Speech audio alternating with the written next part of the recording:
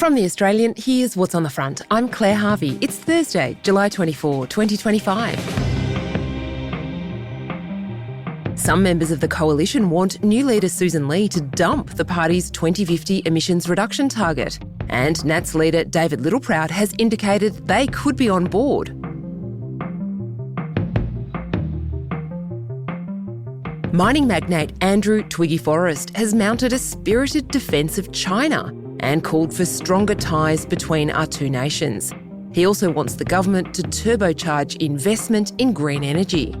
Those exclusives and all the action from a fiery day one of federal parliament are live right now at theaustralian.com.au. When is a joke about Jews not racist? A symposium at Queensland University of Technology that sparked accusations of antisemitism, furious denials and apologies has resulted in a formal review that's told QUT to better oversee its staff, but defended the allegedly offensive material as not anti-Semitic. Today, what's okay to say on campus?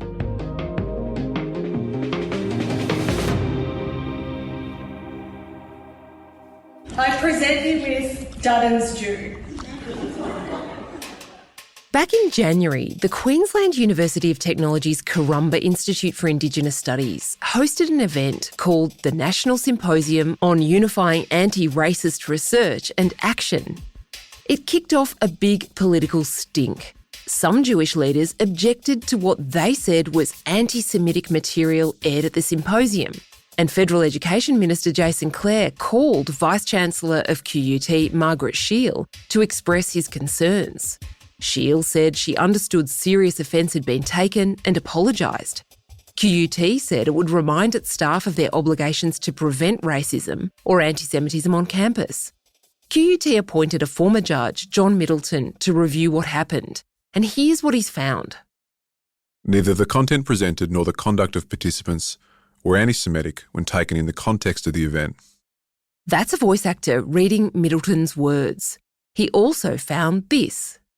Some of the content was capable of causing offence, and more careful consideration should have been given to the timing and potential risks in light of the broader social context.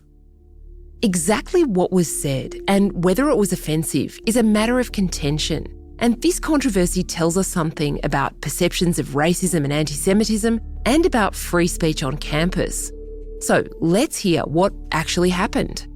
The night before the symposium, QUT staged a greatest race debate, featuring speakers including Sarah Schwartz. Sarah has been moonlighting as a Jewish human rights lawyer and writer supporting Palestinian freedom and justice. Last year, she made up a whole organisation filled with bad Jews. I'm actually here today to suggest that it really shouldn't be any of us on the stage today, but it should be Peter Dutton, ScoMo, Christian Zionists, Israel's professional genocide launderers. You guys are the real anti-racist heroes. Her main target was Peter Dutton, then the opposition leader. Now, it might be tempting amongst this spate of hate crimes to think that Dutton's found a heart, but the reality is that for Dutton and his ilk, us Jews are the perfect avatars for peddling racism, Islamophobia, anti-immigrant sentiment, or as historian Max Kaiser says, we've become the super Western canaries in the coal mine for civilizational decline. Schwartz drew the audience's attention to an image projected on stage that showed a superhero-type figure in a cape. I present you with Dutton's Jew. Dutton's Jew has really helpfully provided a human shield for him to talk about some of his favourite topics, hating on migrants by arguing that Palestinian refugees are a threat to Jews, just generally hating on Muslims, protecting everyday Aussies from left-wing anti-war protesters, and of course bolstering support for Israel as it commits a genocide. His party no longer needs to defend the right to be bigots because Dutton's Jew can do this for him. The poster listed dot points including hates the radical left, scared of protesters, hates Palestinians, Arabs and Muslims, thinks of antisemitism as the only form of racism. And this is where the Australian's education editor, Natasha Bita, comes in. I became aware of it when someone from the Jewish community sent me a picture of Dutton's Jew, and then I received another picture of another slideshow of, punch a racist in the throat. And I thought, what on earth is this? So I looked it up and realised that there was an anti-racism symposium being held. And I thought, I might go along to that. It could be quite interesting, regardless of what had happened at that event. I tried to buy a ticket. There were no tickets. So I turned up with my media pass, which is standard practice for media at university academic symposiums. They're normally, thrilled to have mainstream media publicity for their events, but I was told to leave.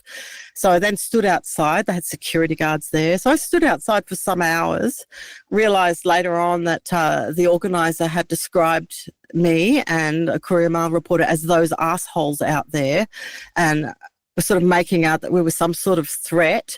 I've actually got better things to do than hang around for hours at a time, but I was really keen to actually speak to some of these presenters and ask, what on earth they were doing this for. Here's what John Middleton said in his review about the Dutton's Jew material. Ms. Schwartz intended to critique what she perceives as the political weaponisation of Jewish identity and anti-Semitism by certain political leaders. She was not critical of Jewish people themselves. That wasn't the perception of some other Jewish leaders, though. Daniel Aghion, the president of the Executive Council of Australian Jewry, said the Dutton's Jew poster was clearly intended to stigmatise as evil and racist any Jewish person who might support the coalition. He called it an obvious and disgraceful racist trope. Sarah Schwartz is the founder of something called the Jewish Council of Australia, a group that's found itself seriously at odds with other Jewish organisations, including the Executive Council of Australian Jewry. Here's what Sarah Schwartz said about the Jewish Council on the ABC when it was founded in 2024. We formed because in Australia, many of our Jewish representative bodies really fail to recognise that Jews have diverse views on Israel's military actions and engage in this conflation of legitimate criticism of Israel with anti-Semitism. And that not only stifles the voices of Palestinians and their supporters, but it really also harms the fight against anti-Semitism. Lorna Munro, a poet and activist, was another speaker at the QUT event. The report says Munro told the crowd, "People say we should call out racism when we witness it. I say punch that in the face. We can all throw them, and if you can't or prefer not to participate, we can assign someone to punch that in the face for you. Satisfaction guaranteed." Here's Lorna Munro on stage at a later event, reflecting on what she says was an unfair misinterpretation of her satiric set. The solution to racism is quite simple. Punch a racist in the throat. My lawyer advised me to say allegedly, so... Munro described a childhood experience that shaped her view, a shocking racist slur from a boy on the school bus. This set is on Lorna Munro's Instagram feed.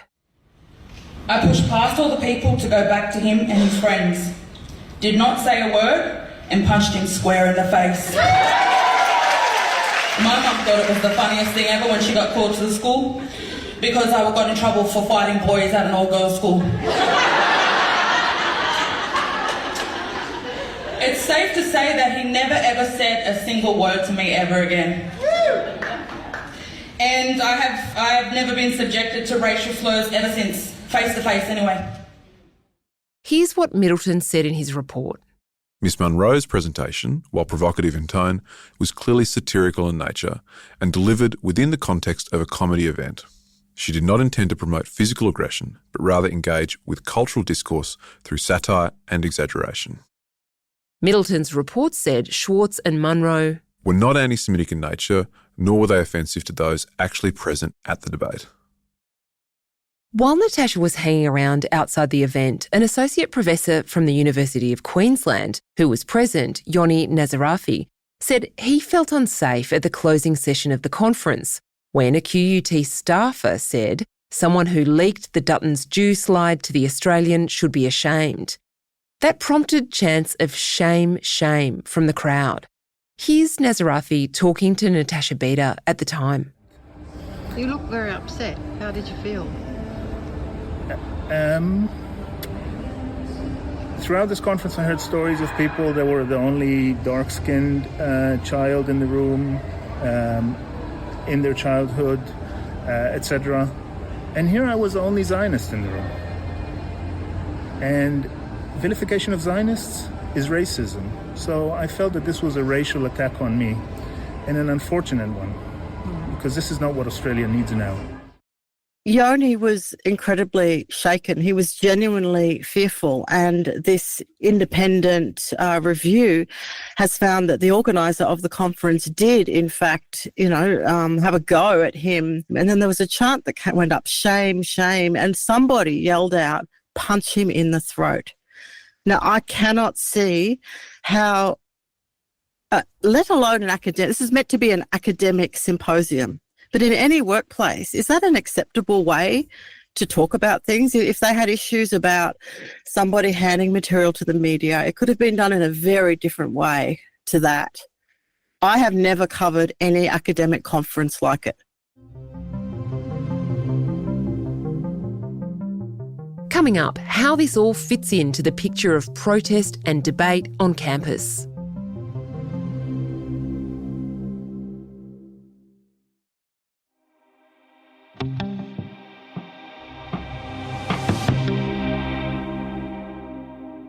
Natasha, this happened in the context of big protests on campuses in Australia and around the world about the Middle East. Chants of from the river to the sea and Palestine will be free. It was a time of very high emotion, particularly for the Jewish community. How do you reflect now on all of that and how universities handled it, including this kind of event at QUT? Well, if I were a Vice-Chancellor, I would be doing everything in my power to try to get people to understand each other, to have proper debates, to perhaps look at the history of the Middle East so they can understand things in an historical context. But you don't sort of set people up to just scream at each other and abuse each other and intimidate each other. And from what my observations, it was the Jewish students who were the ones being intimidated. And that's from my direct observation going onto the university grounds. Not at QUT, but at another university I went to, and what I observed happening in Melbourne as well.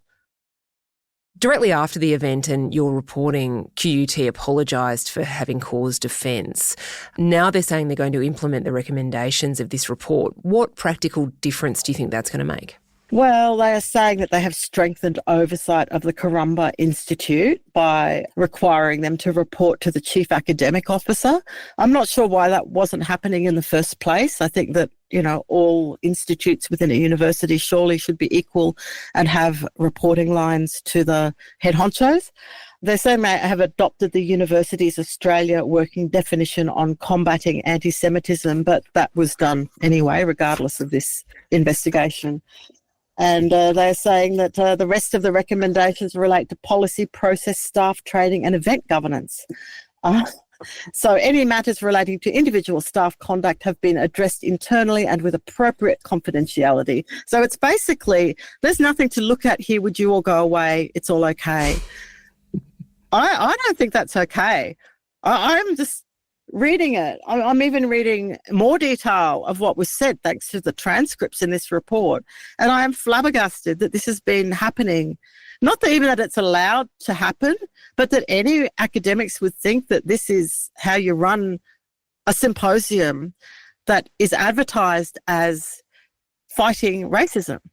It's actually stoking racism from what I observed in the behaviour of some of the delegates. And I also feel that other delegates were very disappointed by what went on because they genuinely wanted to go and help the people they were representing. And as I said, it was just hijacked by all this other stuff.